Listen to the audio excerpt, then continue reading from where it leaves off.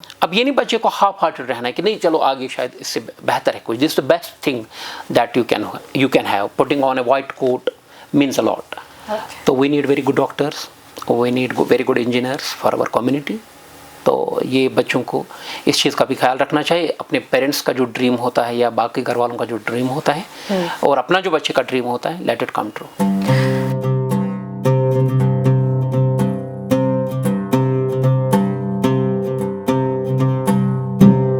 Kashmir life emerge talks के एक और शुमारे में आपका खैर मकदम है. जैसा कि आप जान ही चुके होंगे इंट्रोडक्टरी एपिसोड में ही कि इस सीरीज़ में हम बात करेंगे नीट और जेई के हवाले से. इसी सिलसिले में आज हमने दावत दी है फिरदौस अहमद यत्तू साहब को, जिनकी एक्सपर्टीज़ है बॉटनी सब्जेक्ट में.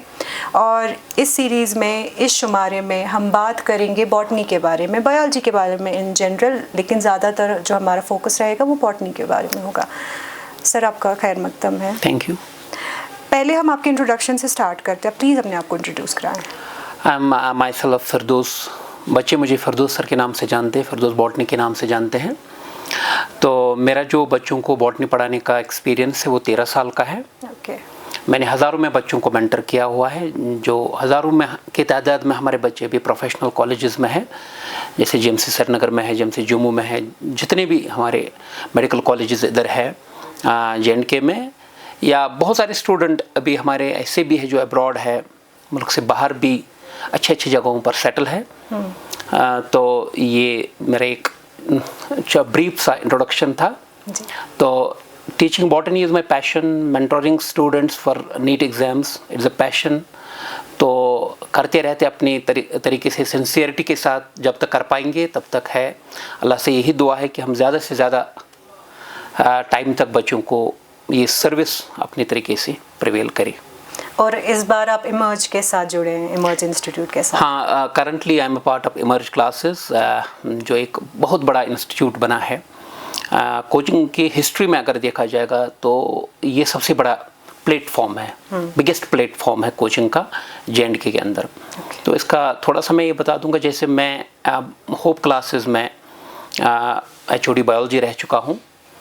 तो यहाँ इमर्ज और होप क्लासेस की अगर मैं कंपैरिजन में बात करूँ तो यहाँ एक ही, मैं अपने इंस्टीट्यूट में अपने कैलिबर का एक ही टीचर था. लेकिन यहाँ मेरे कैलिबर के, मेरे से ज़्यादा कैलिबर वाले भी टीचर्स आपको मिलेंगे.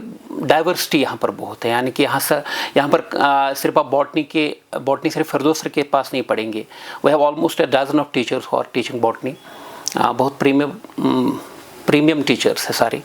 तो ये बच्चों के लिए बहुत खुशकिस्मती है कि इतना बड़ा प्लेटफॉर्म बना है जहाँ पर सब बच्चे एक सब टीचर जो वैली के, जैसे फिजिक्स की बात करेंगे जो स्टार टीचर्स है JNK के, या केमिस्ट्री की बात करेंगे particularly. So our team is full of top notch faculties. तो ये बच्चों को पहली बार ऐसा प्लेटफॉर्म मिल रहा है. तो आई होप कि इट विल डू वंडर्स. और सबसे बड़ा ये है कि अभी जो हम हाइब्रिड मोड में जा रहे हैं, कि इससे पहले क्या होता था कि हम जो इंस्टीट्यूट चलाते थे वो कम्प्लीटली ऑफलाइन में चलते थे. लेकिन now we are introducing technology in our system and now we are sort of hybrid mode में हम ऑपरेट कर रहे हैं. अभी हमारी जो इमर्ज श्योर शॉट सीरीज़ के नाम से बोर्ड 11th क्लास और 12th क्लास के लिए जो JK Bose sure shot series चली है, इसका बड़ा ही ज़बरदस्त रेस्पॉन्स रहा और जो बड़ी हेल्पफुल रही स्टूडेंट्स के लिए. ओके. मालूम है NEET is just around the corner. तो बायोलॉजी की बात करते तो नीट में बायोलॉजी का कितना परसेंटेज है? देखिए, जब तक जहाँ से बहुत अच्छा क्वेश्चन आपने पूछा, जो it's half of the NEET paper. यानी कि जो आपका 720 मार्क्स है टोटल नीट के पेपर में आते, 360 आपको यही से पूछे जाएंगे. तो इट्स द बैकबोन ऑफ जो भी आपका स्कोर कार्ड होगा नीट में, उसका बैकबोन बायोलॉजी है. आपका स्कोर कितना अच्छा रहेगा, it's primarily dependent on biology. तो बायोलॉजी में जैसे आपने खुद कहा कि 2 पार्ट्स है, बॉटनी और ज़ूलॉजी में. बॉटनी का एक्सपर्ट हूँ, लेकिन अब और पीरियड ऑफ 13 ईयर्स मैं जो यहाँ, जैसा आपने बोला कि नीट 2024 अप्रोचिंग है, it's around 1 month left now. तो बड़ा क्रूशल टाइम है बच्चों के लिए, बड़ा क्रंच टाइम है. इसमें मैं कुछ बातें शेयर करूंगा आपके माध्यम से जो बच्चों के लिए काफ़ी हेल्पफुल साबित हो सकती है अगर बच्चे इसको सुनेंगे तो. पहली सबसे इम्पॉर्टेंट बात है, जहाँ तक बायो की बात करेंगे, इसमें जो हमारी नीट में 3 आपको पता है सब्जेक्ट्स होते हैं, फिजिक्स, केमिस्ट्री एंड बायो.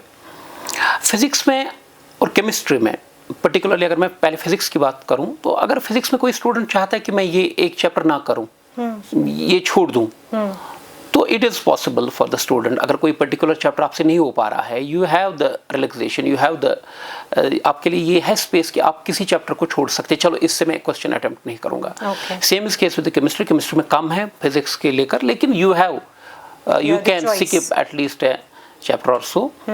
लेकिन बायो का जहाँ तक ताल्लुक है, बायो में आप एक भी टॉपिक छोड़ नहीं सकते, क्योंकि ये सबसे स्कोरिंग सब्जेक्ट है। हाफ ऑफ द स्कोर यही से आपका हो जाएगा। और एक ऐसा सब्जेक्ट है, अगर आप चाहेंगे कि आप फुल मार्क्स ला सकते हैं, you can get 360 out of 360। तो मैं आपके इस प्लेटफॉर्म से ये शेयर करना चाहूँगा कि I have mentored many students. मैंने बहुत सारे स्टूडेंट्स को मेंटर किया है जिन्होंने फुल मार्क्स लाए हैं, गॉट 360 आउट ऑफ 360। बहुत सारे बच्चे ऐसे हैं। तो पहले ये फोबिया बच्चों को नहीं, इस फोबिया से बाहर आने के फुल स्कोर करना पॉसिबल नहीं है। इट्स वेरी इजी अगर आपको प्रॉपरली गाइड किया गया है, और अगर आप संभाल सकते हैं चीज़ों को इस महीने में, तो इट्स क्वाइट पॉसिबल कि you can do it। तो सबसे इंपॉर्टेंट बात जो मैंने यहाँ शेयर की, you can't leave anything। आप किसी टॉपिक को स्किप नहीं कर सकते। आपको पूरा थॉरोली जो आपकी 12th और 11th की एनसीईआरटी है, जो आपका रेलेवेंट मटेरियल है, जो क्लासरूम कॉपीज़ है, या जो टीचर्स ने आपको स्टडी मटेरियल प्रोवाइड किया है, we have to go by that and score 100%। अब मसला है कि किसी भी सब्जेक्ट में स्कोर 100% करना, it's not something that can be achieved ordinarily. तो इसमें एफर्ट बहुत लगता है, and you should be very focused. आपका एक स्ट्रैटेजी होना चाहिए कि कैसे फुल मार्क्स आएंगे। पहले ये मैं कहूँगा कि अभी जो बच्चे होंगे अपने अपने रिस्पेक्टिव टेस्ट सीरीज में हिस्सा लेते होंगे, तो सबसे इम्पॉर्टेंट ये है कि हमारे बच्चों में ये चीज़ होता है कि एक फोबिया रहता है कि टेस्ट में ये ना अच्छे से पेयर नहीं होते हैं। अच्छा। तो हम टेस्ट सीरीज़ के लिए जो है वो हमारे जो बच्चे अभी तक जो मैंने देखा है, पर्सनल मेरा एक्सपीरियंस है कि बच्चा पढ़ते बहुत अच्छा है, मतलब बहुत टाइम भी देते हैं किताबों पर, ऐसा नहीं है कि, लेकिन ऐसी भी मेंटालिटी मैंने बच्चों में देखी, चलो आज तो टेस्ट है, मैं टेस्ट नहीं दूंगा, मैं ये टाइम भी स्पेंड करूंगा किताबों पर, शायद मुझे एक्स्ट्रा एज मिले। आज जो बच्चे दे रहे हैं एग्जाम, शायद वो अपना टाइम वेस्ट कर रहे हैं। Until you would check your preparations, until you would create that exam hall atmosphere, तब तक you have to subject yourself to the pulls and pushes and to the actual pressures that a student faces in the examination hall। तो बच्चों के लिए ये सबसे important है। मेरी तरफ से भी ये रिक्वेस्ट है सब बच्चों की, अपनी टेस्ट सीरीज को बहुत ही ज़्यादा सीरियस ले लो, जहाँ से भी आप दे रहे हैं। अभी full test series, full syllabus test series चल रही है कि टेस्ट सीरीज में हाफ सिलेबस होती है, फुल सिलेबस टेस्ट सीरीज होती है। मोस्टली जो बच्चे अभी रेस में हैं, जिनका सिलेक्शन होना बड़ा मतलब बहुत ही उसकी प्रोबेबिलिटी ज़्यादा है, वो इस टाइम फुल टेस्ट सीरीज़ में पार्टिसिपेट करते होंगे। मेरा बस यही है कि फुल टेस्ट सीरीज़ जो आप दे रहे हैं उसमें बड़ा फोकस्ड रहो, और हर टेस्ट में ये चेक करो कि मेरा क्या नेगेटिव है, मैंने कहाँ गलती की। अपना प्रिसिशन, अपनी एक्यूरेसी बढ़ाए। इट्स नॉट कि बच्चे को आता है, लेकिन उस स्टिपुलेटेड टाइम में पेपर को करना वो सबसे बड़ी बात होती है। घर में जाकर बच्चा देखता है तो मेरे को सब क्वेश्चन आते थे, लेकिन उधर उस टाइम फ्रेम में, उस टाइम स्लॉट में कर लेना। प्रिसाइज एक्यूरेसी बढ़ानी है बच्चों को, और जो ये जो है टेस्ट सीरीज, ये सबसे बड़ा फोकस तो ये रहेगा। उसके बाद रिवीजन के हवाले से बच्चे क्या करेंगे कि जैसे अभी मैंने बायो की बात की, जो डिफ़िकल्ट चैप्टर्स है या स्कोरिंग चैप्टर्स है उन पे ज़्यादा फोकस करें। देखिए एक चीज़ होता है कि ये चैप्टर चलो आसान है, ये एक बार कर लिया हो गया, ठीक है, वो करते हैं। लेकिन जिनसे मैक्सिमम क्वेश्चंस पूछे जाते हैं, जैसे मैं आपको कहूँगा बॉटनी में सबसे ज़्यादा क्वेश्चन जेनेटिक्स के पार्ट से आते हैं, इकोलॉजी के पार्ट से आते हैं, उनको बार बार देखिए, उन पे प्रैक्टिस बहुत ज़्यादा करें, डाइवर्सिटी ऑफ क्वेश्चंस करें, स्टेटमेंट बेस्ड क्वेश्चंस करें, रीजन असर्शन टाइप क्वेश्चंस करें, एमसीक्यूज करें। तो क्योंकि हर तरीके का क्वेश्चन आपको पेपर में मिलेगा, तो आपको हर तरीके का क्वेश्चन घर में प्रैक्टिस भी करना है। It's not all about doing MCQs. तो रीजन असर्शन की भी क्वेश्चन करो, स्टेटमेंट बेस्ड क्वेश्चन करो, तो ये इंपॉर्टेंट रहेगा। और सबसे इंपॉर्टेंट चीज़ ये है कि अगर अभी बच्चा कोई चैप्टर आज रिवाइज करता है, मान लो उसको चैप्टर रिवाइज करने में लगे 6 घंटे, जब नेक्स्ट रिवीजन पर ये बच्चा आएगा तो उसको इंश्योर करना है कि अभी ये जो चैप्टर में 6 घंटे में लास्ट टाइम किया था, अभी 3 ही में होना चाहिए। अब जब नेक्स्ट रिवीजन करेगा तो ये 1.5 घंटे में ही होना चाहिए। यानी कि जब एक चैप्टर बच्चा करता है, पहले उसको बड़ा टाइम लगता है उसको करने में, फिर बच्चे की इतनी ग्रिप आ जाती है कि नेक्स्ट टाइम उसको पता है कि मुझे प्रॉब्लम कहाँ पर है, वो उन पॉइंट्स को फोकस करे।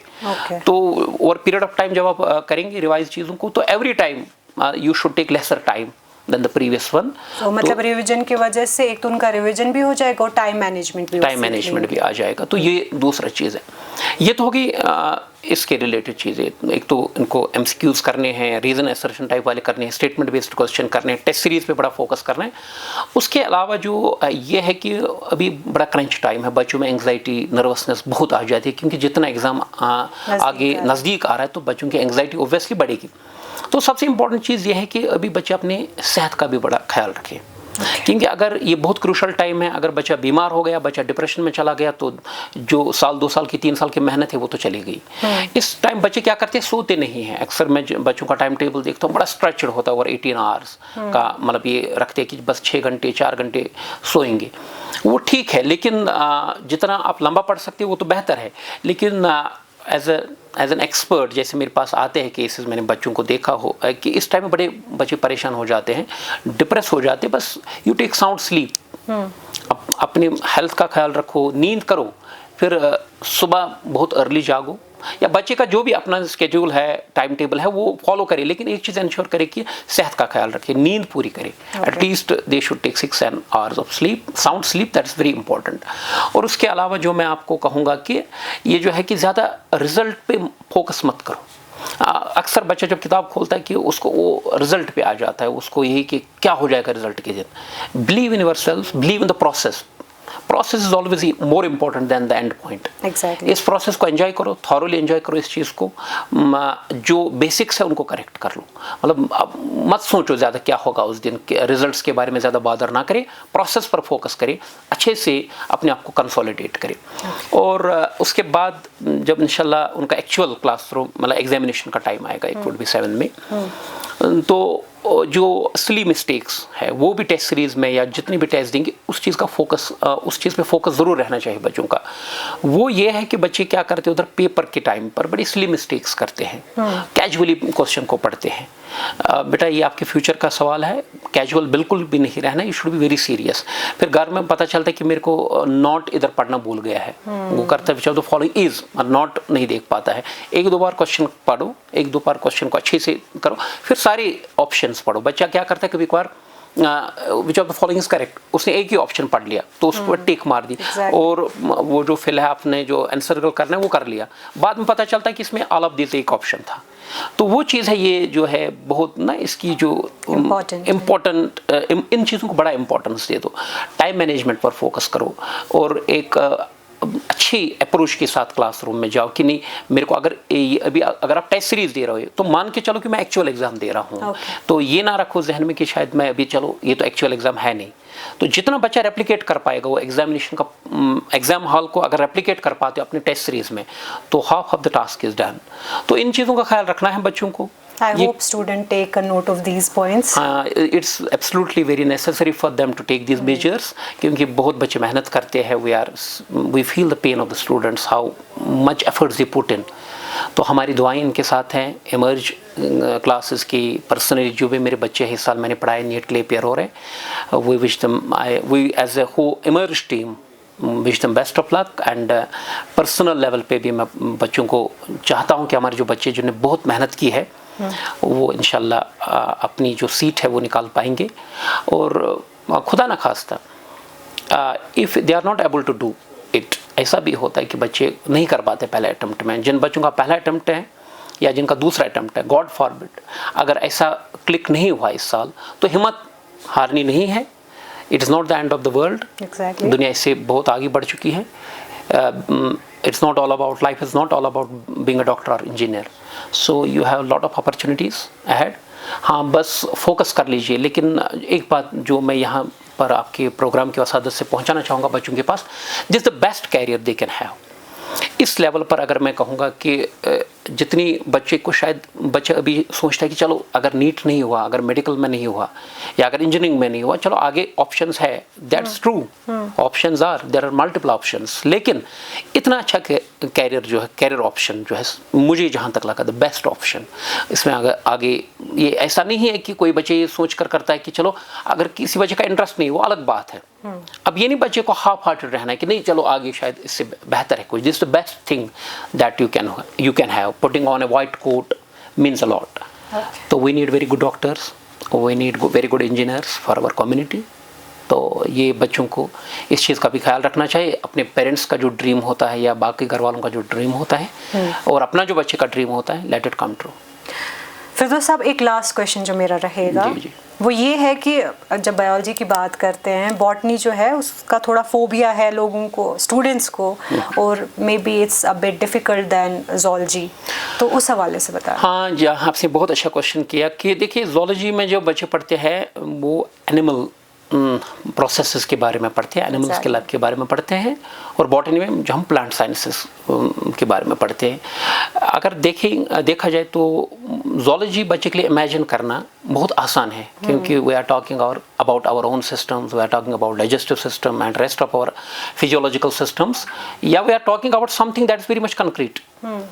लेकिन बॉटनी में अगर एक इसी बात पर मतलब जैसा आपने क्वेश्चन पूछा, we talk about microbes, we talk about very minute life forms, या वी टॉक अबाउट प्लांट्स जिनका जो बच्चे से बहुत दूर है रियल लाइफ से, तो ए बिट डिफिकल्ट है बॉटनी। लेकिन it needs a very expert teacher, एक ऐसा टीचर चाहिए कि जो बच्चों को मोटिवेट करे। अल्हम्दुलिल्लाह जो बच्चे मेरे पास बॉटनी पढ़ते हैं they take botany more interesting than zoology. तो it's all about how you deliver, how you communicate to your students. तो आई डोंट बिलीव, हाँ बच्चों को लगता है, मगर मेरे लिए ज़्यादा बड़ी बात नहीं है। Teaching botany is always a fun and passion for me. Thank you so much Firdaus साहब, आज आपने अपना वक्त दिया और इतनी अच्छी कन्वर्सेशन हमारे साथ की। आई एम श्योर स्टूडेंट्स के लिए बहुत इन्फॉर्मेटिव रहेगी और उनको इससे कुछ फ़ायदा भी होगा। इंशाल्लाह।